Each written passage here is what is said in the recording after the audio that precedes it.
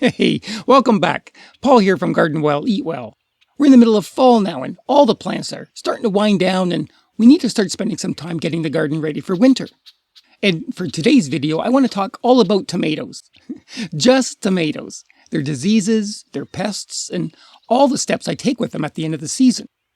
Now, this year, as I do every year, I devoted a good portion of the garden to growing many different varieties. We were having a great season with lots of sun, and for the most part, they were all growing well and were very healthy. But then, we had a change in the weather. I knew it wouldn't last. Soon, some were showing signs of disease, with a few of the beds spreading pretty quickly.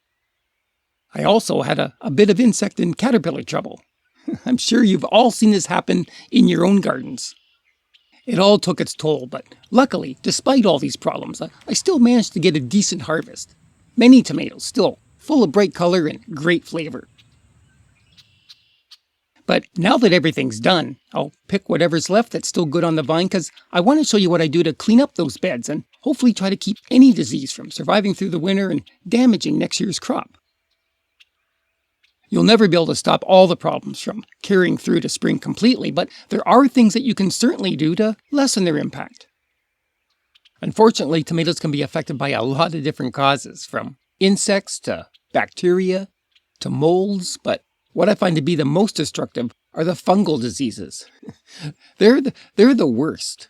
They reproduce using spores, which can be airborne or live in the soil, but once a plant becomes infected, the damage usually starts at the base and works up the stem, killing the leaves as it goes and can easily jump over to the next plant beside it. And if they aren't already in your garden, new spores can blow in on the wind or be carried by birds and insects and even be brought in with the rain. Late blight is a bad one for that, and it can wipe out entire crops. Another common one is Septoria leaf spot. It's not as bad, but that's what I've got here. Now, during the season, I'll try to take out any leaves and stems that are turning color or drying out.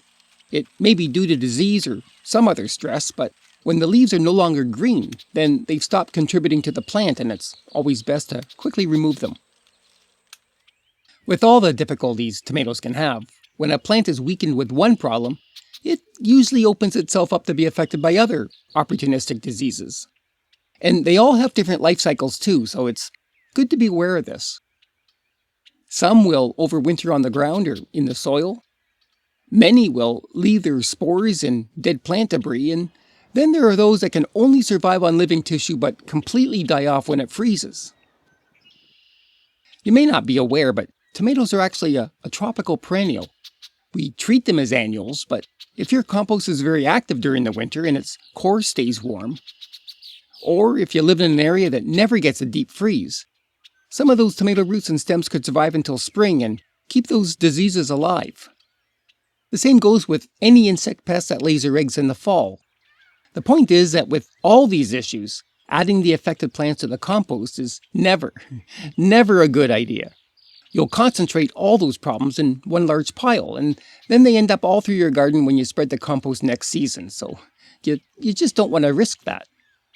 I know it all sounds pretty discouraging, especially if you're an organic gardener like me, but one good thing is that tomatoes are very resilient. Depending on the disease, they can tolerate losing many of their leaves and still provide great tasting fruit with only a small drop in their yields.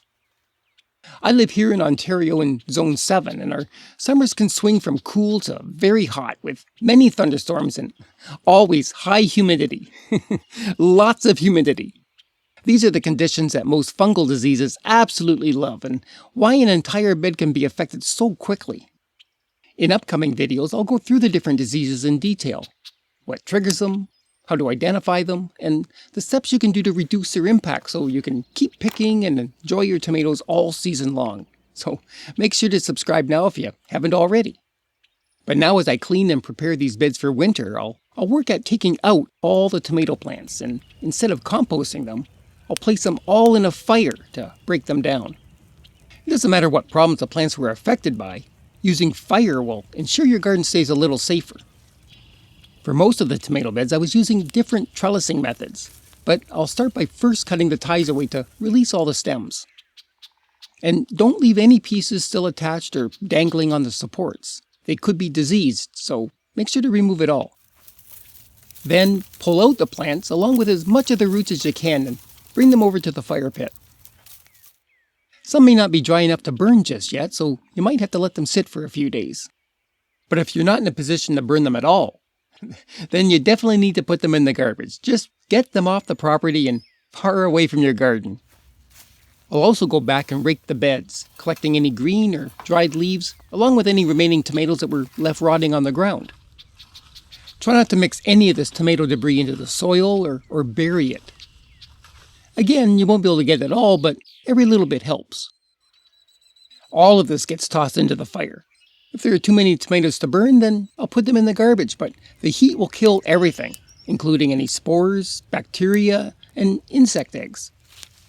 Incidentally, this is also what I've been doing through the season, burning any diseased leaves as I trim them off. And after it cools, the ashes will be sterilized and completely disease-free. Now they can be mixed into the compost without any worries. It'll help to add nutrition back into your garden so nothing gets wasted. Next spring, I'll try to plant in a different bed and spread the compost knowing it will be much safer to use. Hopefully I've helped you out with these tips and you'll find them all useful in your own garden. Thanks again for watching and see you next time here on Garden Well, Eat Well.